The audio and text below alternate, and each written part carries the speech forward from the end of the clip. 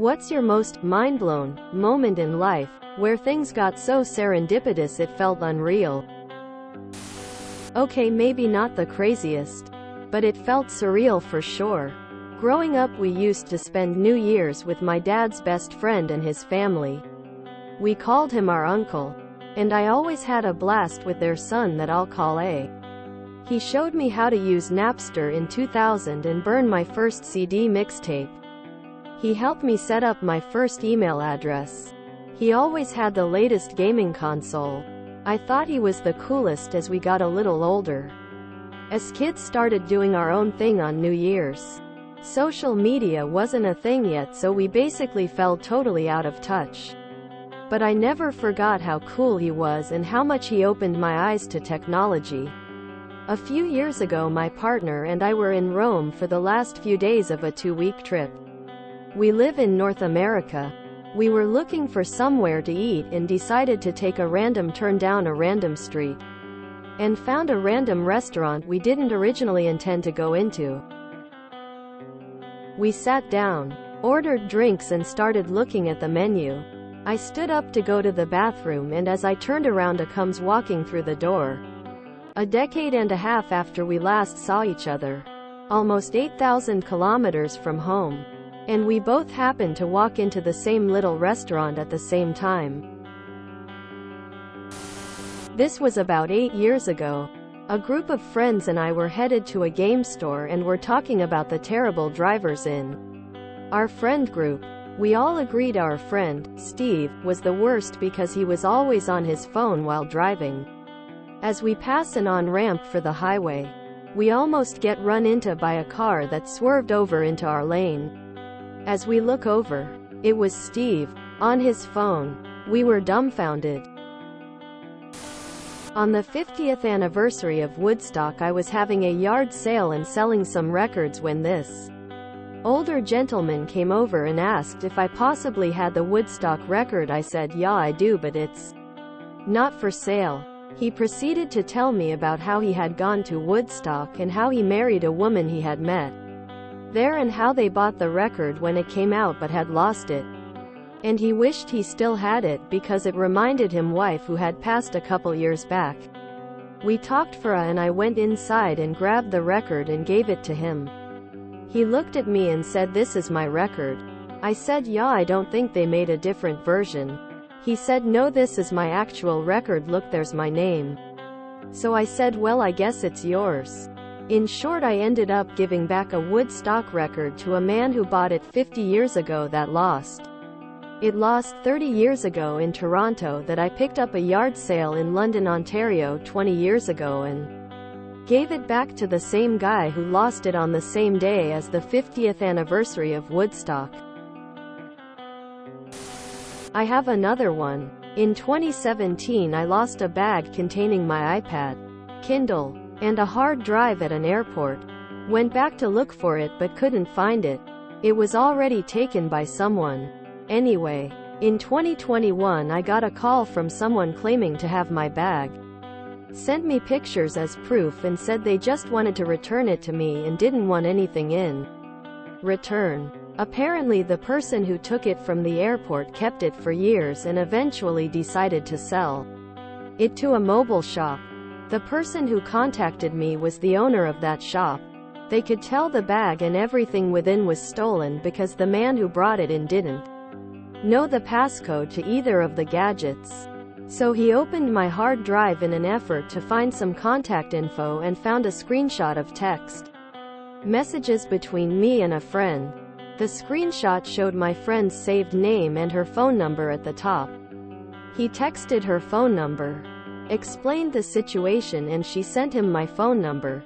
That's how a bag I lost at a busy airport in 2017 was delivered to me 4 years later in the exact condition I had lost it in. It even had my notebook and a pair of sunglasses.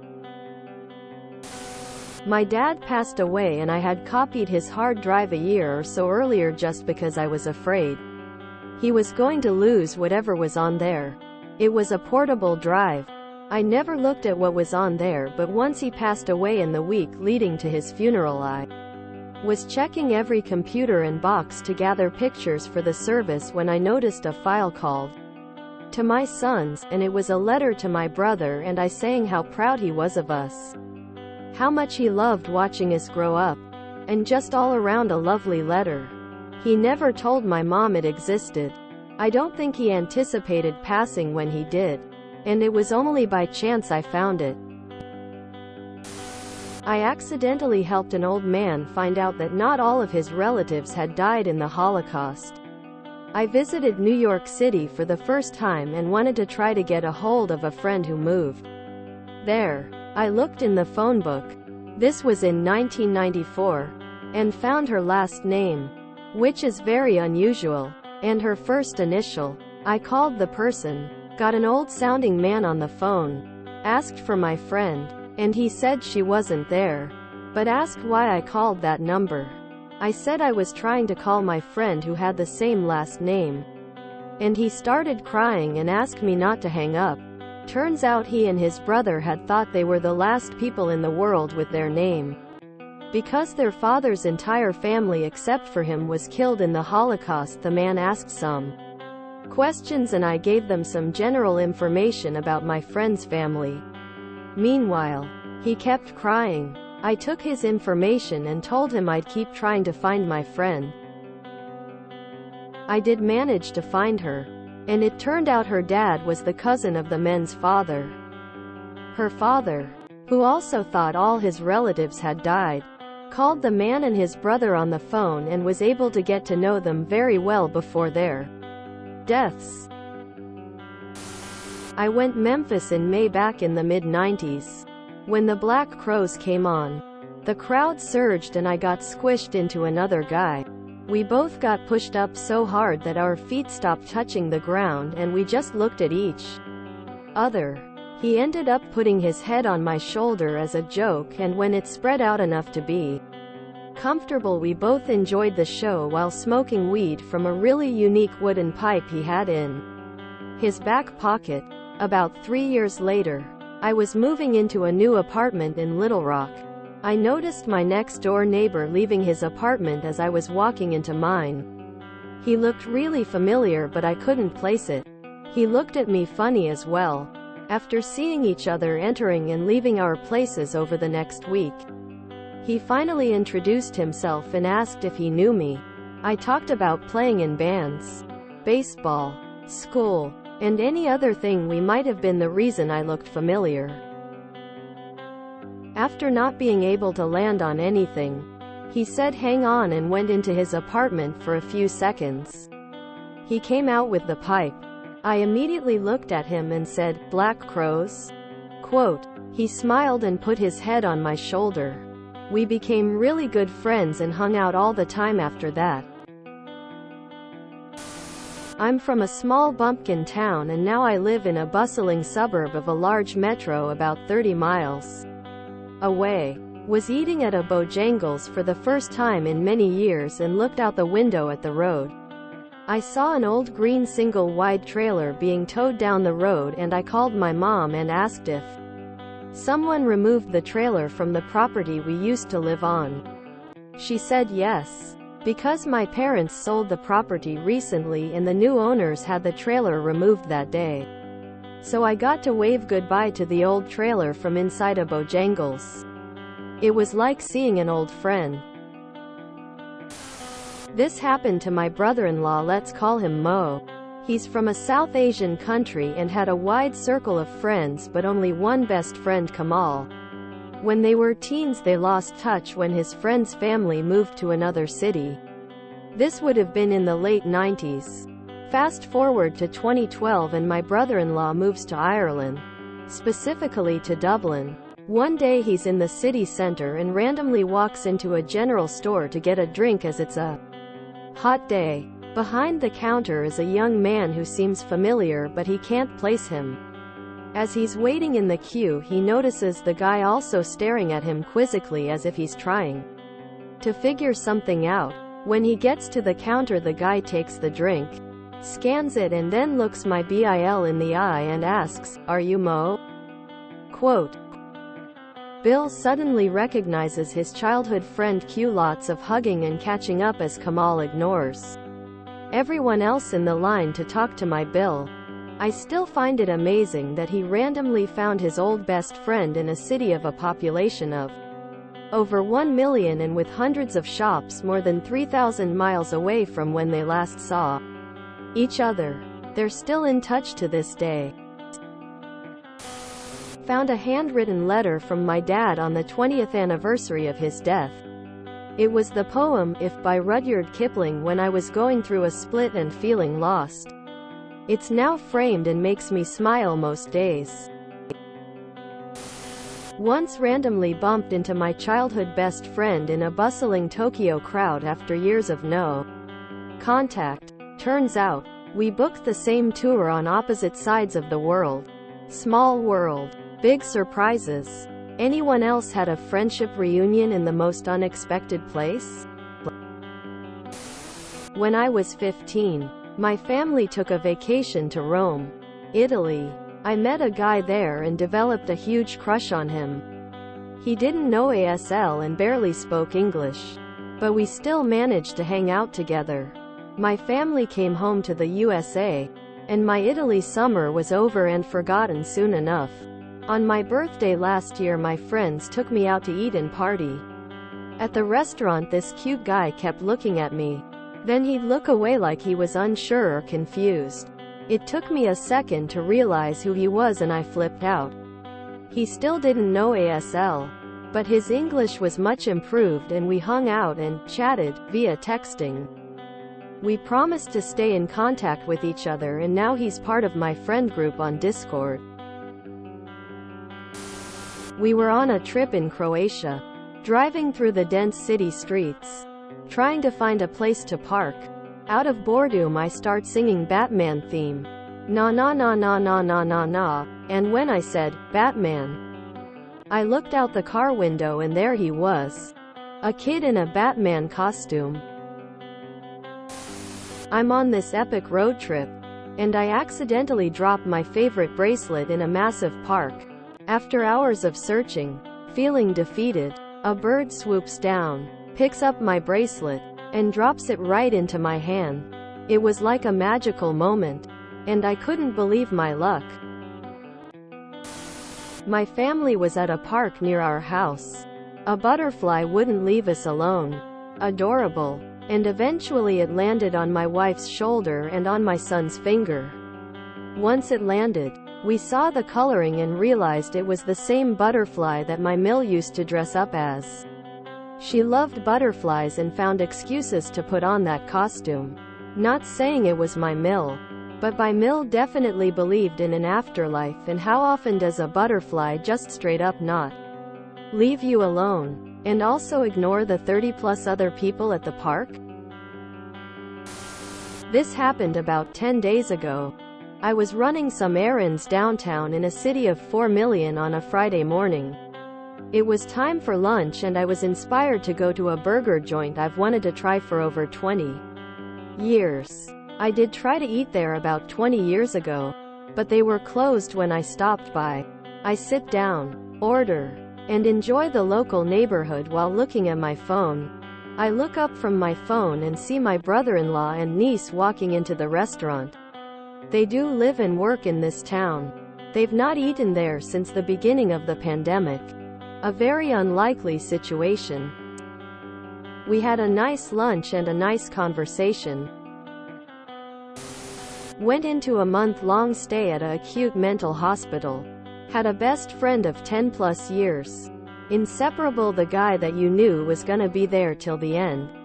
Even though I had moved away that year, we still texted and talked every day, at least some. I had moved away but we were best friends.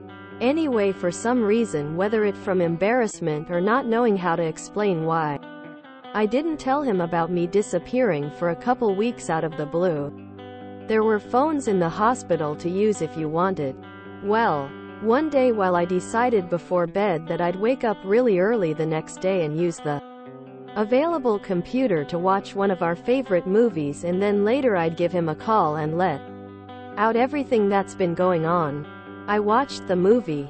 After lunch that day, the nurse came to me and walked me into a room to answer a phone call from my mom. The walk there, my heart started pounding and I could feel blood rushing everywhere like an anxiety attack or adrenaline was building up. I picked up the phone and she told me my friend passed away. I immediately hung up, rushed to my room and cried for hours. I knew something bad was coming, as if it was building up in the back of my mind all day until that phone call. I posted a picture of a tree being removed from my new backyard in a digital trading card Discord. And another guy told me I had bought his house. I had bought his house. My husband, then fiancé, was always saying that a decent-looking woman could sleep with pretty much any celebrity that she wanted to. Like, even world's existment types. If she didn't try to get into a club or sneak backstage, but just wrote an old-fashioned letter with a clear value proposition. I told him he was nuts.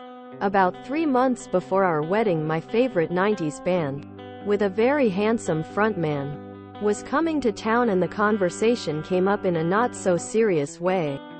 This time, my husband excused himself for a moment, typed something up and gave me an example letter which I laughed at. I told him to mail it off and to see what happens. He looked super stern and serious about it and was like, "You might think it's a joke, but I really believe that this might work, and if it does, what then?" I told him I'd go through with it just so he could be proven right in the most glorious way. And again he was super serious. The next day he gave me the letter sealed up and addressed with a certified label to seem important, and gave it to me and told me it was my choice to send it or not. I mailed it. On the afternoon of August 16, 2009, a genuine rock star showed up at our home and he was ready, willing, and eager to stick me right up the bum-bum. This will be long, but here we go. Back in 2016, my girlfriend, myself and another couple were in Istria, Croatia. One day we went to Brijuni, which is a beautiful, beautiful place and a national park. We had some mushrooms and we ate them. We had an amazing day. One of the best days in our lives. So much so that few tears were shed because we were so happy and everything was great. Nature was amazing. Animals. The beach. The sea. It was almost surreal. At one point later we were sitting close to the sea having a beer when I wanted to go for a walk close to us to see if there's something else interesting to see. I stumbled upon a pool that was all concrete pool with one sea turtle inside. No plants, no living organisms, just a lonely turtle in a pool all by itself. That got me sad, so I just went away to see the elephant close by.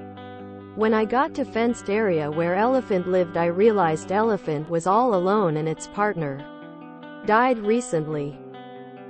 That also got me sad, so I returned to my friends and told them what happened and how it all reminded me that even though life is beautiful, it can also be harsh and cruel. That was the only small minus on that whole day. They also went to see that and they had the same reaction. Fast forward to 5 days later and we are in Rome in Trastevere, sitting curbside, having a good time and drinking mojito by the liter. We get approached by one of those African guys who sells bracelets, necklaces and trinkets. He asks if he can sit with us and if I can give him a cigarette. Of course we reply with yes and start a conversation with the guy. He says that he feeds his family back in Senegal, IRC, by selling those trinkets. He used to live and work in Venice, but he moved to Rome. We sat with him for maybe 15 minutes and chatted. Then he starts saying how we are good people and two of us should take care of our girlfriends because they're nice and worth it. Then he asks us if it's fine that he gives them a little present, and we say of course. He reaches for his backpack and puts his hand inside to search for something. He pulls his hand out but with closed fist and reaches to our girlfriends and opens his fist only for us to see its little figurines of turtle and elephant. All four of us started yelling and screaming, and Guy was completely lost since he had no idea why we reacted like this. I just went and bought some bracelets from him and he thanked us and left. We were left flabbergasted. It was crazy how the universe lines itself this way. I still get goosebumps when I talk about this, and we still keep those figurines. If you enjoyed this video, please check out our playlists full of similar content. Epicaricast is like doom scrolling for your ears. Please like, share, and subscribe.